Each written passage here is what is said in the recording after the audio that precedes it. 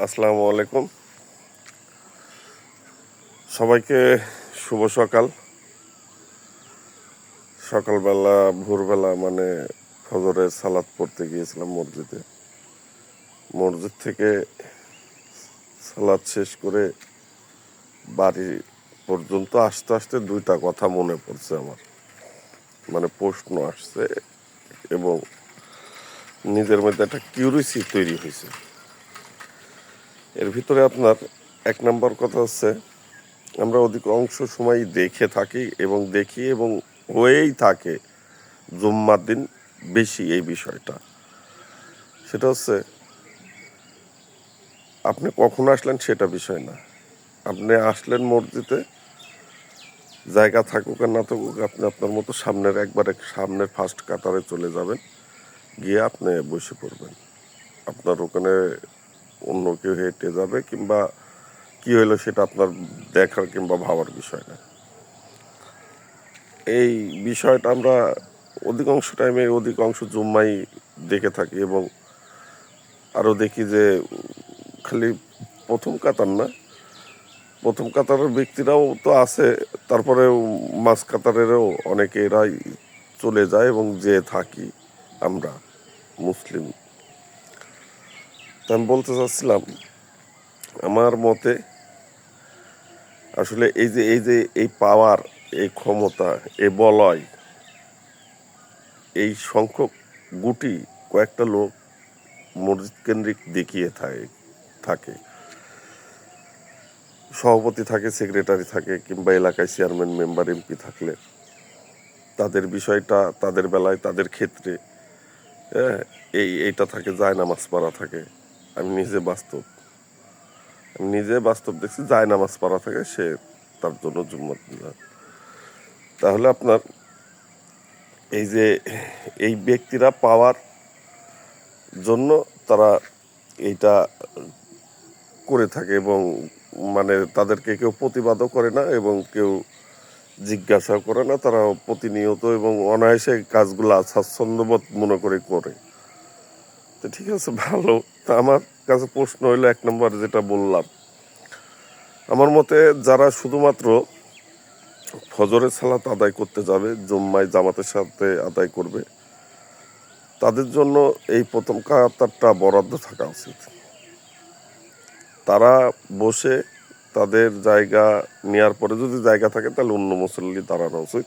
এটা তাদের সম্মানের খাতিরে যে ফজরের সালাত জামাতে আদায় করছে। কিসের নেতা, কিসের কিসের তুমি কি প্রতাপশালী একজন, এটা মনে রাখতে হবে আমাদেরকে। আচ্ছা, দ্বিতীয় নাম্বার হচ্ছে, বর্তমান আমরা মানে মাথা খারাপ হয়ে গেছে। কেন হয়েছে? তেল পাওয়া যাচ্ছে না, মোটরসাইকেলের তেল পাওয়াই যাচ্ছে না। এখন এক রকম সিস্টেম, খায় কারবার খাই গেছে, মানে কে কি করবি বুঝে উঠতেছে না। এবং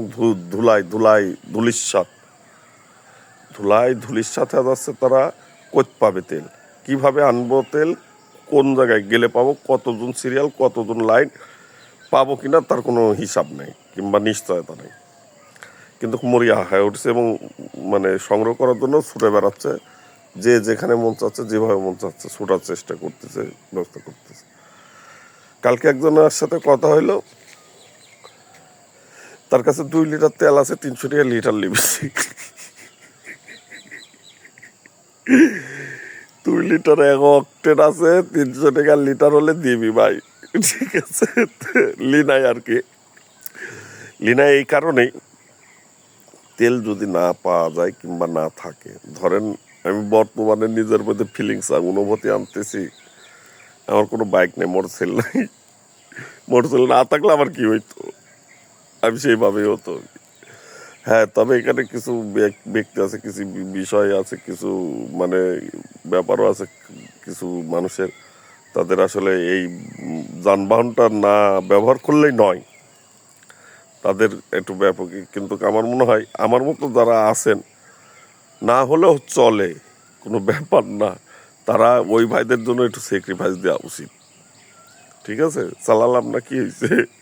হ্যাঁ, এই এদিকে ভ্যানে ট্যানে ঘুরলাম, বাজারে গেলাম, এই অধিকাংশ আমি মনে করি 50% গাড়ি খালি ব্যবহারই হয় আপনার ওই বাজারে যাওয়ার জন্য, এখানে ওখানে ঘোরার জন্যে, ঠিক আছে, আর হচ্ছে ফুটানি দেখার জন্যে। সত্যি চালায় ভ্যান, কিনেছে পালসার, আমার এক বাইস্তি বেটা বিদেশ থেকে এবারে কিনেছে পালসার, পরের দিন থেকে তেলের যে এই যে একেবারে মনে করেন যে সিলগালা হয়ে গেছে। কালকে দেখাচ্ছে তো আমি যাই বেটা তুই মোটরসাইকেল কেনার পরে এই যে এই ঘটনাটা ঘটেছে, বুঝতে পারো কত বাবা এই ব্যাপার তো ঠিকই কইছেন আপনি, আমি এটা বাস্তব, আমি তো তাই তো। এইরকম শ্রেণীর এই ক্যাটাগরির ব্যক্তি অনেক আছেন, তাদের শখ, হ্যাঁ মানুষের শখ থাকতে পারে, আলহামদুলিল্লাহ, আল্লাহ যেন শখ পুরা করে সবাই মনের আশা তো থাকতেই পারে, সেটা নিয়ে আমি কোনো কিছু বলতেছি না। তারা কিনে গাড়ি, ওইটা একটা সম্পদও মনে করে যে এটা থাকলো টাকা কিংবা সম্পদটা, আবার মানে মনের শখটা আর কি, শখের তোলা 80 টাকা, আবার মনে করেন যে তারা না চালালেও না। হ্যাঁ, দেখা যাচ্ছে অনেকেই আছে, আমি দেখছি আমার আশপাশ দিয়ে কয়েকজন আছে, তারা আপনার চালায় অটো ভ্যান।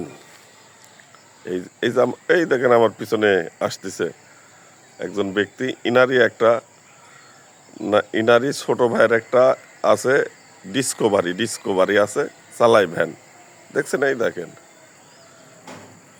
আসসালামু আলাইকুম। হ্যাঁ, শুভ সকাল। এই তেল পাওয়া যাচ্ছে না, এই ইচ্ছা করছিলাম তো, এখন গেলে খিচুড়ি পাওয়া যাবে, খিচুড়ি পরোটা পাওয়া যাবে, তাহলে আমি তালাটা টিপ দিয়ে দাঁড়াও, খিচুড়ি খায় আসে আর কি, তাহলে যেহেতু লাগিয়ে গেছে।